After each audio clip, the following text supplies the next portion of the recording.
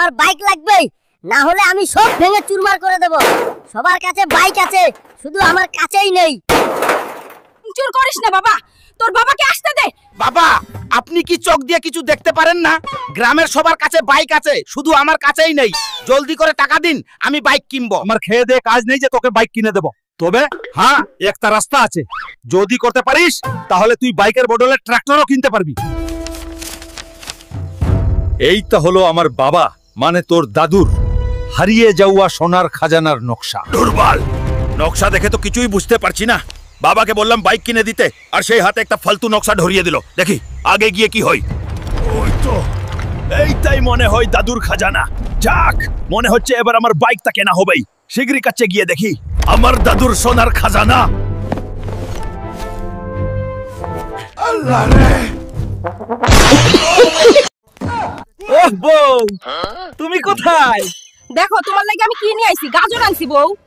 তুমি এত বড় গাজর কই থেকে আনলা? ও, তোমার আজ থেকে সবজির টেনশন নাই। এই গাজর, এই গাজর খালি ভর্তা কইরা খাইবা। ও এতগুলা সবজি কি রে? এখন গাজরের ভর্তা, গাজরের ভাজা সবগুলাই আছে। তোমার সেই গাজর তুমিই খাও। আব্বা, সর্বনাশ হয়ে গেছে। ওই কুদ্দুস দাদু আমাদের ক্ষেতের আল কেটে 2 হাত ভিতরে এসেছে। আল্লাহ রে, বল্টু তুই এটা কি শুনালি? কুদ্দুস আবার ও বদমাইশি লাগিয়েছো। ঠিক আছে দাঁড়া, আমি আসছি। শালা হুলকের বাচ্চা হালকা, ওর জমি 2 হাত আমার ক্ষেতের ভিতরে। আমি কুদ্দুস বেঁচে থাকতে এইটা হইতে। কুদ্দুস ভাই, মাথাটা ঠিক কাচ্ছে নাকি? প্রণয়কে আসছেন? এই কামটা আপনি কি করলেন?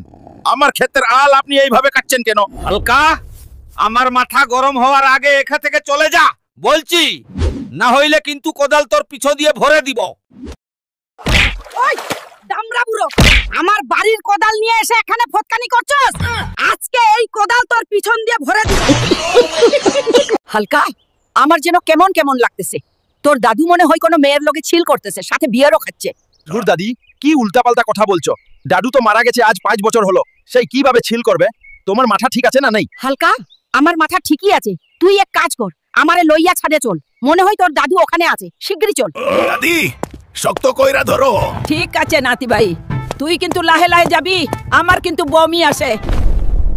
ধুর দাদি, ছাদে তো কাউকে দেখছি না।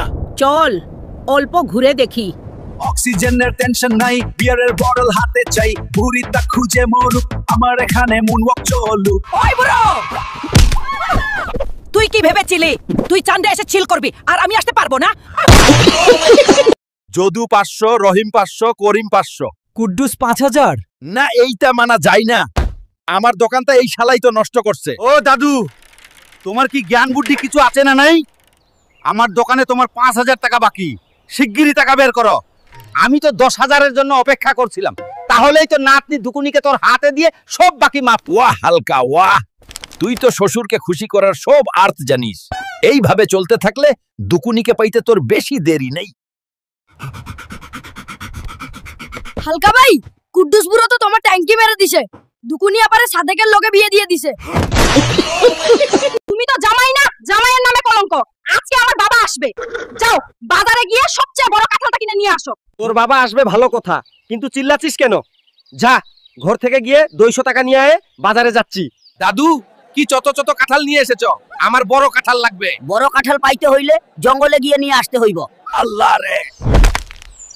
এই কাঁঠালটা দেখলে তো বউ খুশি হয়ে যাবে। যাই, এখন বাড়ি যাই। ওই দেখছিস কত বড় কাঁঠাল? তোর বাপে তার বাপের জন্মেও দেখেনি। কি বন্ধুরা, ঠিকই বললাম তো?